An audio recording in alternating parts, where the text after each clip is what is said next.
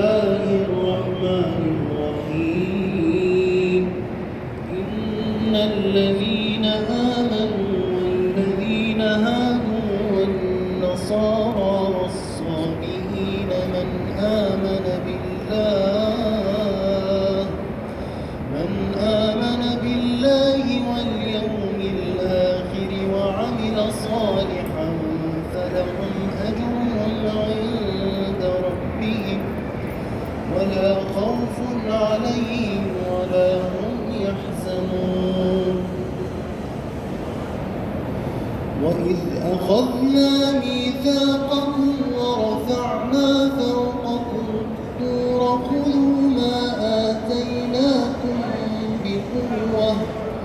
خذوا ما آتيناكم بقوة واذكروا ما فيه لعلكم تتقون ثم توليتم من بعد ذلك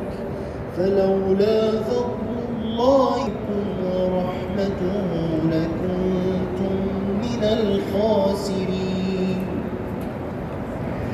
ولقد علمتم الذين اعتدوا منكم في السبت فقلنا لهم كونوا قردة خاسئين فجعلناها نكالا لما بين يديها وما خلفها وموعظة للمتقين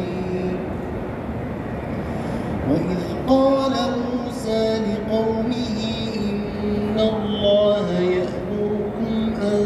تذبحوا بقرة قالوا أتتخذنا هزوا قال أعوذ بالله أن أكون من الجاهلين قالوا أتتخذنا هزوا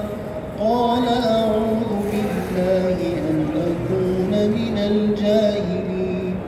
قالوا ادع لنا ربك يبين لنا ما هي قال إنه يقول إنها بقرة لا فارض ولا بكر عوان بين ذلك فافعلوا ما تؤمرون